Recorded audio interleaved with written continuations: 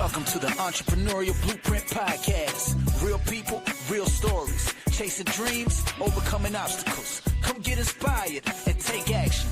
I know you're ready. Let's go. Welcome back to the Entrepreneurial Blueprint.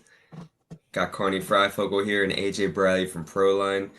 AJ, how are you? And just tell the audience a little bit about what Proline is. Yeah, I'm doing good, Matt. Thanks for having me on. So I'm CEO, co-founder and CEO of Proline. We are a CRM platform built for roofing and exteriors contractors. We prioritize things a little bit differently than some of the other CRM platforms. Our focus is on automating communication and automating customer experience to maximize sold jobs. Now, that's not to say we don't cover the other stuff too, because we also cover the whole production side of the business, billing, and so all of that, even accounting, aspects of accounting now, and then integrations to QuickBooks. Those are all things that we're continuing to level up as well, because you got to sell, and then you also got to produce the jobs, right? You got to do the whole thing so that you can keep selling jobs.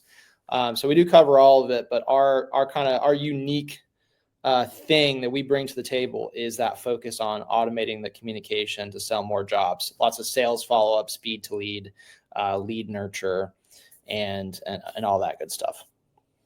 What led you to get into this type of focus on the CRMs? Because there are a ton of CRMs out there, and a lot of the CRMs kind of do a little bit of everything.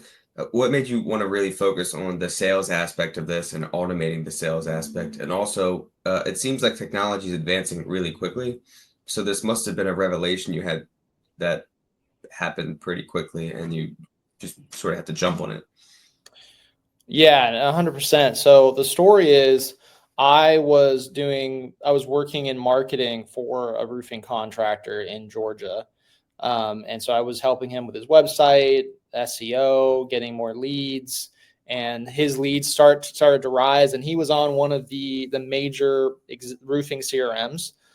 There's just like a pretty short list of well-known names, and that list is growing. We're one of those names now. But at the time, there was really only 3 players in the space that had CRMs. And he was on one of those players. And as his leads started to grow, he very quickly hit a wall where there was just too much going on to be able to actually communicate with every lead and communicate with every customer in an effective way. And so sales were like quotes that were sent out were falling through the cracks because there was no time to follow up on them. Leads coming in were falling through the cracks, not getting responded to, not getting booked for inspections. And that's really frustrating when you're spending a lot of money on marketing. For that to be happening. You want to be maximizing every lead, and you want to be maximizing every opportunity for every quote that gets sent. And so at the time, there was just no good solution to automate any of this. The only answer was like, you just got to hire someone. You got to hire someone, you got to pay for a phone, and you got to have them sitting there at the computer all day, sending emails and texts and all of that. Or try to like bully your sales reps into doing it, but they're just not going to do it. And so there was just no good solution. So that's why I ended up working on a automated system inside of this roofing business to automate the communication. And initially, it integrated with their CRM platform at the time. We implemented all automations around sales follow-up, review generation, and speed to lead. Those were the first 3. And over 6 months after implementing those, the close rate of this roofing business went from 26% to over 50%, nearly 60%. It's about 58% close rate on the quotes that they were sending out. And then they're also getting a lot more quotes out because of the lead nurture. And those results were so good. So the owner's name was John, and the company was Delore Roofing in Georgia. And I went to him and said, hey, do you think other roofing contractors would want to use this system? And he was like, hell yeah, they would. Like, this is awesome. I'm killing it. And so him and I ended up going into business together. He became my co-founder.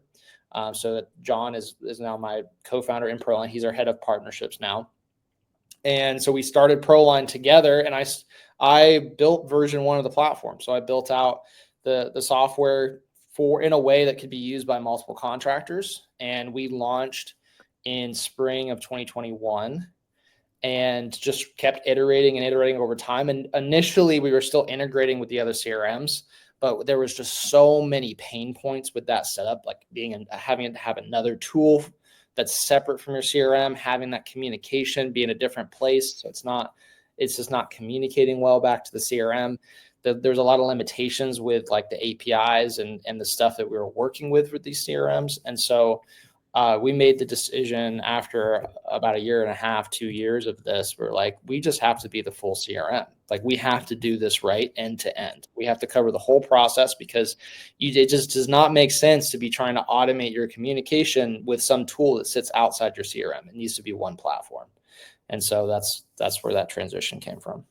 So yeah, we've been the last 2.5 years now, we've been on the CRM path, and we're just continuing to dial that in and get every aspect of managing a roofing or exteriors business covered by our platform. So I wrote down 2 things while you were talking, AJ, and the big thing as a business owner, especially in the early days, middle, end, it doesn't really matter. At the end of the day, we're almost all of us are in a position where we're trying to scale. And when you scale, oftentimes that customer experience gets diluted. We all have an idea and a vision of what we want our customers' experience to be, but it's very hard to replicate that. So if you can find a piece or the right couple pieces of technology to kind of put together to create a system that whenever we're working with new franchise owners and we're training and working to develop these orgs, it's a tough reality, but it's one that you need to recognize as a business owner, which is the majority of the people that you're going to hire are going to be mediocre. Now that's tough to hear. None of us want to accept it. And there is some great talent that comes every once in a while. And I feel very fortunate that I feel we have a lot of great talent at our existing construction company. But the reality of it is I've hired, trained, fired, and developed over 120 people to get to a point where we have 25 stable individuals. So what that means is that overwhelming majority of these people do not work out. So understanding that, how can you use technology and systems and automation to create this seamless customer experience that we want to represent our name and our brand, whether you're in another territory, another state, whether you have direct control over the transaction or not? How do we create that customer experience that is replicatable and duplicatable? Everybody wants to create, especially when you talk about franchising, that Chick-fil-A effect. How do you do that? How do you create that experience that we get from one Chick-fil-A to the other that is just, it's so consistent? And the way that they do it is with phenomenal training, but I'm sure they have a tremendous amount of technology that is backing it and metrics that are measuring all of that stuff. So the thing that we really found unique and interesting about your guys' platform, AJ, and the Proline team, is that we have the ability to take salespeople or even our internal and clerical employees and empower them with automations that are disguised as their own text messages or their own emails. So when we have a system automation running and the system is communicating or educating a customer about a job update or a certain milestone, it's doing it automatically from our perspective. So every customer is getting the same experience day in and day out, regardless of the representative that they're working with.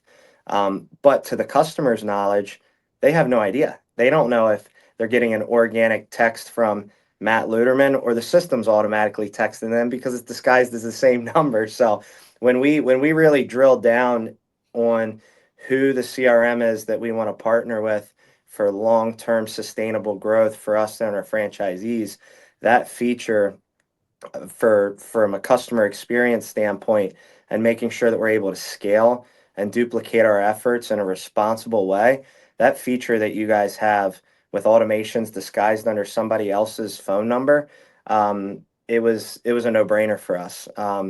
The ability to duplicate that and replicate it over and over and over again, I don't know how you could beat that. And I also say to Carney's point is, and I don't know if it was because COVID happened, but it seems like you have the perfect timeline when you started and Perfect. integrated CRM. And I know COVID, when that happened, people realized I don't need people to come into my house anymore and sell me things. I can just literally do this all from my couch. Um, that's essentially what the CRM Proline helps us do, is communicate with someone without even having to talk to them face to face, and they still feel like they're getting the same experience. But you really hit that time, because I think that's where the industry is going, is people just don't feel like dealing with 6 different contractors coming to their house and having to take their shoes off and hearing the same pitch, because essentially it's the same pitch. You need your roof done. It's going to be the same scope of work.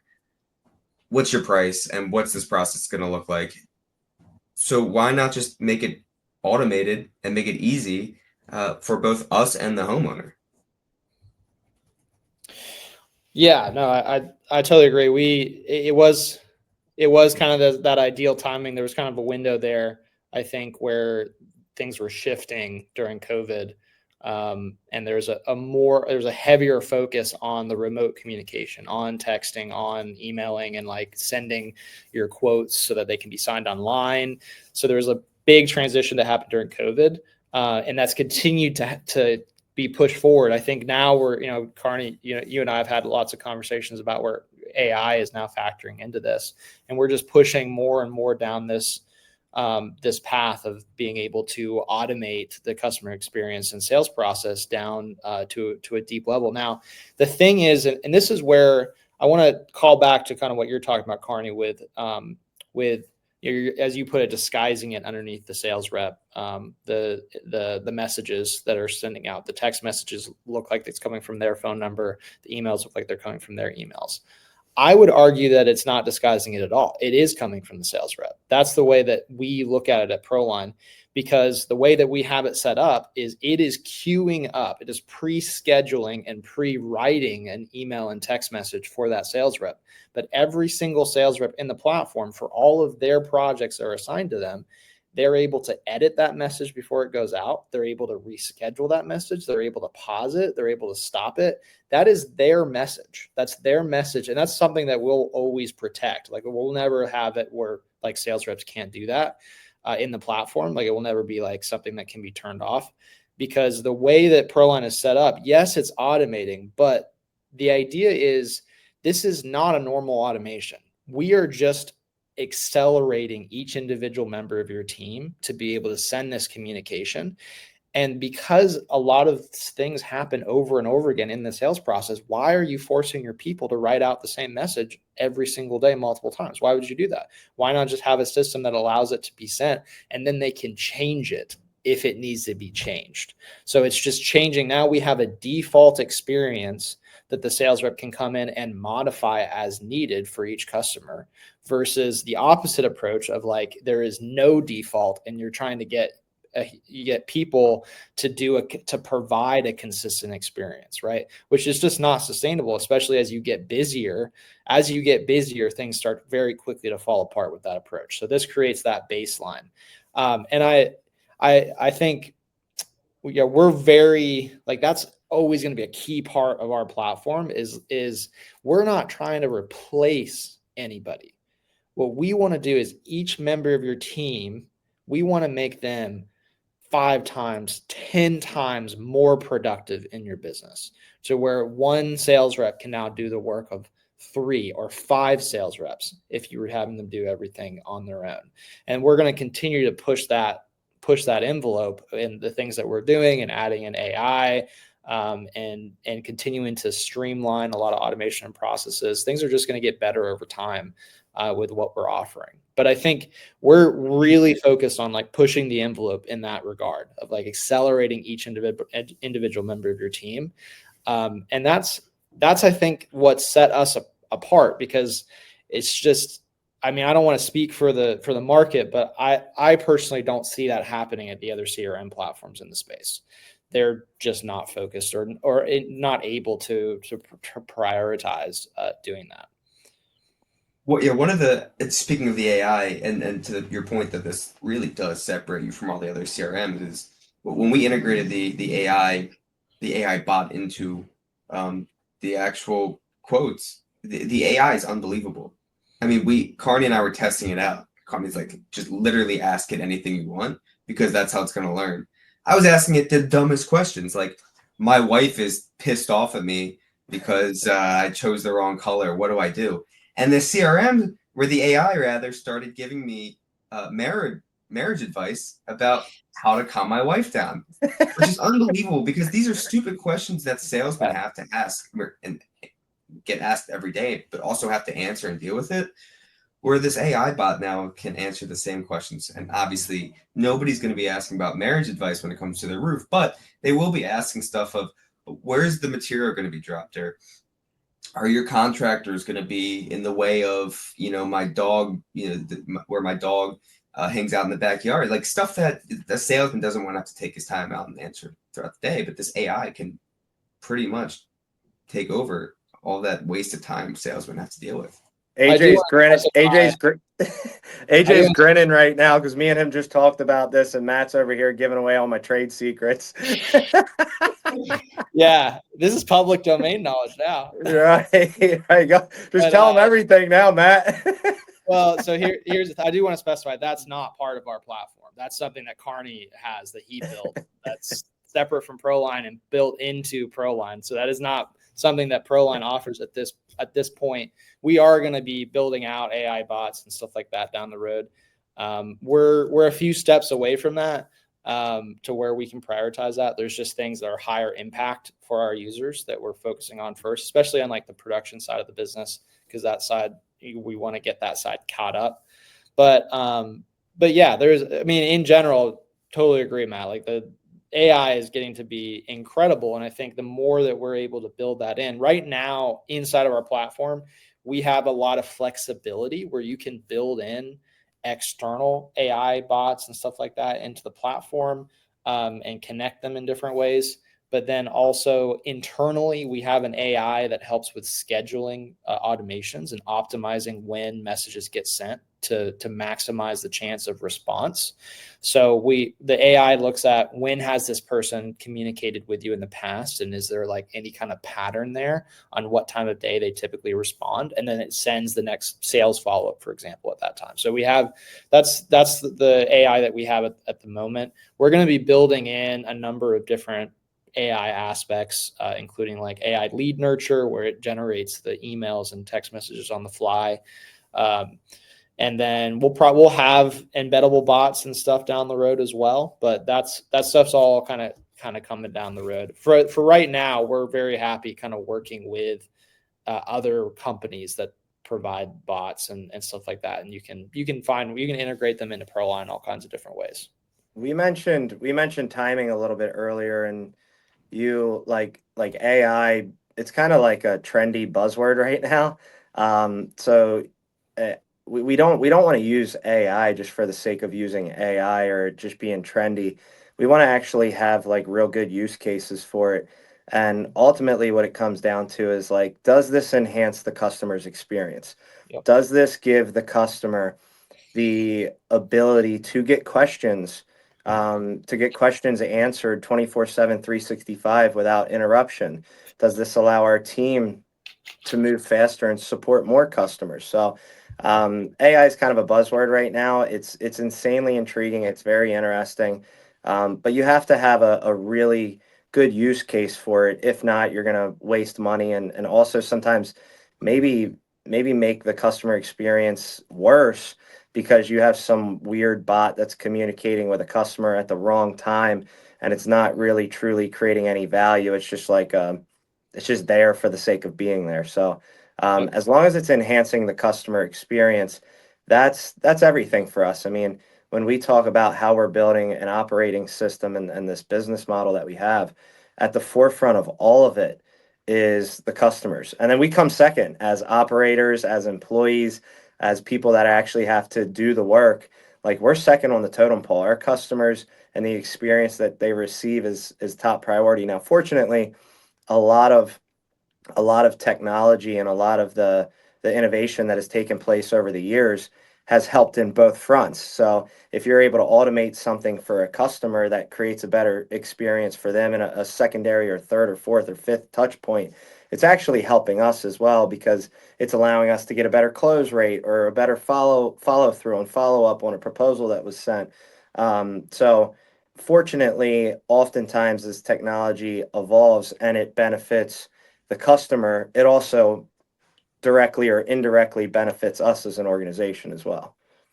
Yeah, I love that approach. I think that's so critical with AI or anything. Cause like, 3 years ago was crypto. Everyone was trying to find ways of like building crypto into roofing. And that one was even crazier when people try to do that. I was like, come on, people. But AI, like there is a lot of good use cases for it. And we're pushing forward towards those at Proline, but you got to stay focused, like you're saying, on what is the experience that we want to provide to customers. Does this actually help either to provide a better experience? And so just like you're doing that for homeowners and property owners that you're working with here at Proline, we're doing that with the contractors that use our platform. And so like one thing that we do, because it's a big problem as organizations get bigger, they tend to stop listening to their customers. So we're actively counteracting that at Proline by having our idea board where any user, even it doesn't have to be an owner, like everyday users of Proline are able to go submit ideas that gets reviewed. All of them get reviewed by me right now. Long term, it'll probably be me and the dev team that reviews each idea. But the ideas get filtered and then put onto the idea board, and people vote. And what we're seeing is the ideas that get voted up are not the AI ideas. There's all kinds of AI ideas on there. But the reason why we're not actively working on like chatbots, for example, is because that idea is on there. It's not getting a lot of votes. The things that are getting a lot of votes are like, we need to be able to more easily do this aspect of production, or we need to be able to like send multiple automations simultaneously, or whatever it is. It's more, there's like more things that are higher impact. But I think we're going to work through it, and within the next probably like 12 months, we're going to start to see some of those AI ideas filter up to where those now make sense for us to work on. And so I'm excited to try to build more AI into the platform. But it's like it would be the fun thing. Like it's tempting for us to just be like, screw everything, we're going to work on AI, right? Because it's so cool and trendy, and it would probably attract like a little bit more users to us. But we are very focused on continuing to listen to the contractors and what they are struggling with day in and day out on the platform, and dialing those things in, sanding down the corners, putting in new systems that streamline things. And so we're going to continue to stay focused on what do our customers need us to work on next, not what we find trendy. But I am excited. I see kind of how it's developing on the idea board, and I see those AI ideas start to creep up, and I'm like, I can't wait for them to get up there so we can work on those. Awesome. Well, AJ, I really appreciate you taking time out of your busy day, and really diving deep into what a CRM is and how you're different and where the industry is going. So thank you, and Carney, thank you. Absolutely. Appreciate it, gentlemen. Thanks.